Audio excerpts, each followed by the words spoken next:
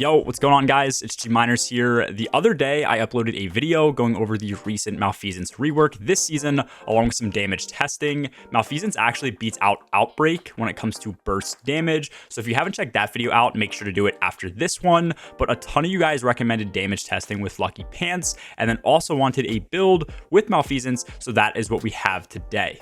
For anyone who doesn't know, Lucky Pants gives a dumb increase in damage to hand cannons. And when I say dumb, I mean a 600% increase dumb.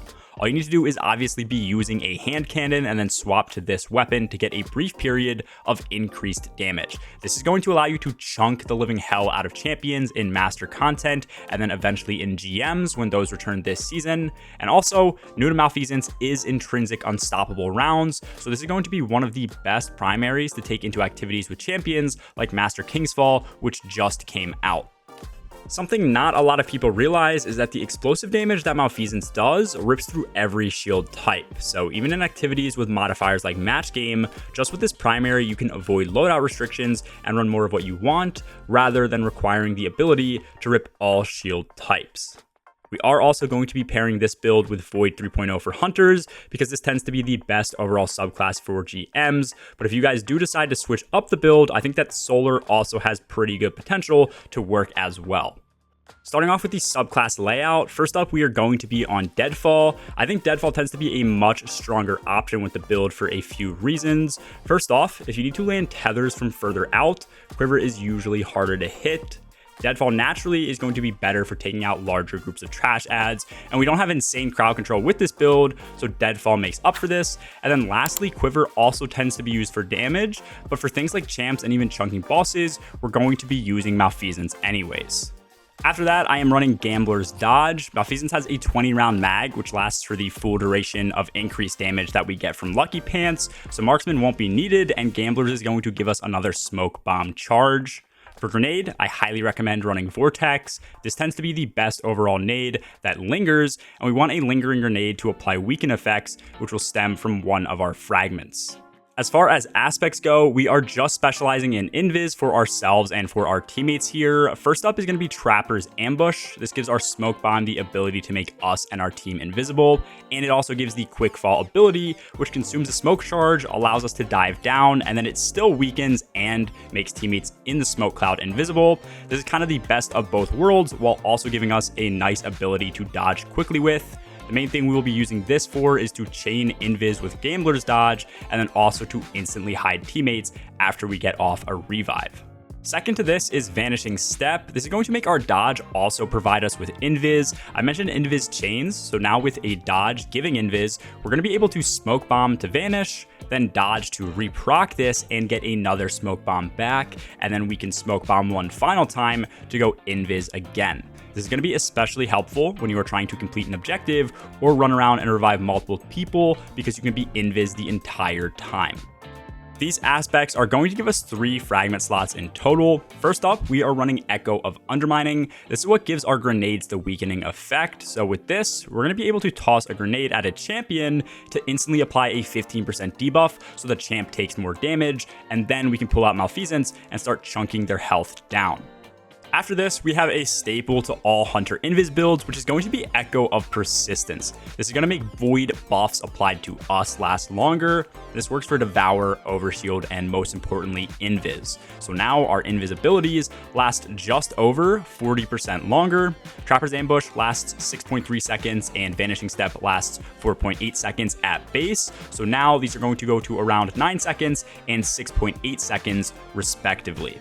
The very last fragment slot is something that I think you can interchange depending on how you want to use this build. For GMs, I would personally recommend Echo of Obscurity. This allows finisher final blows to grant invis, which lasts the same amount of time as Vanishing Step. If you find that you don't need extra invis and maybe have a really solid team for GMs, then something like Echo of Remnants is also really strong. This is going to allow your lingering grenades to last longer, which is another reason that I suggested Vortex. This will just allow Weaken to last longer overall. And then if you want to play super aggressive and have a way to generate orbs consistently, Echo of Starvation works great too. This will constantly keep you from dying as long as you get kills because you'll be proccing Devour, and it will also keep your grenade energy up to apply Weaken to more enemies. And this does also pair with Echo of Persistence, so Devour lasts longer. Once again, taking a look at Malfeasance, with this weapon, we are going to be shooting tainted slugs that burrow into enemies, and then stacking 5 of these slugs is going to trigger them all to explode. And each slug is going to last 6 seconds, so that is exactly how long you have to land 5 shots in total to trigger the explosion. Now, the explosion is going to hit for almost the exact same damage as landing a crit, assuming you land the slugs in a crit spot, but keep in mind this is for each slug. So in essence, this explosion basically doubles the damage of the weapon and then also rips through shields. We do also have Unstop built into the weapon, as I mentioned. I don't have any gameplay against Unstops in this video because the Nightfall and Lost Sectors didn't have them in rotation, but I think that honestly just shows how strong this is against other champion types as well, so this will be a way better build when used against Unstops. Then looking over at Lucky Pants again, by swapping to a hand cannon, we are going to gain the perk Illegally Modded Holster. This is going to give us 5.5 seconds of increased damage, where each shot we land gives us a 60% increase up to 600% at 10 shots. Now with Malfeasance, we're going to be shooting at 180 RPM, so we should be able to max this damage out in 3.3 seconds, which is a good amount of time to hit for max damage. And as a bonus, when we do land our 10th shot, this should trigger the second explosion with max damage applied. After this bonus runs out, there is 10 seconds of cooldown. This is also going to proc if you stole the weapon at any point, and then after 10 seconds, you just swap to the hand cannon again, rinse, wash, and repeat. When it comes to GM builds, I really don't think that combat style mods help a ton, but since our goal with the build is going to be going for damage and we do have a debuff, I figure we might as well have access to a buff too. With that said, I am running high energy fire to gain increased weapon damage when charged with light, and then to get charged, I am running overcharge Wellmaker. This is going to spawn elemental wells when finishing enemies, which should pair nicely with Echo of Obscurity. And then I also have elemental charge on so that these elemental wells make us charged with light on pickup. I do also have Taking Charge and Kinetic Siphon on to allow me to stay charged more consistently. High Energy Fire will remove stacks of Charge with Light constantly with weapon kills, so this is just going to give us a higher chance to be charged while taking out a champion.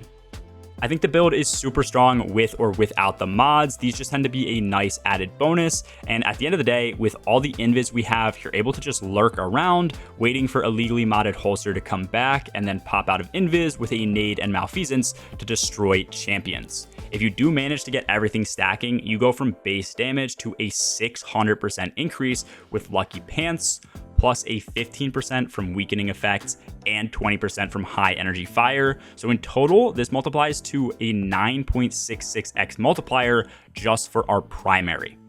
Anyways, that is all for this video, guys. Let me know what other builds you plan on taking into GMs when those come out in a few weeks, and what your go-to builds have been in Master King's Fall. As always, have a good one. Peace.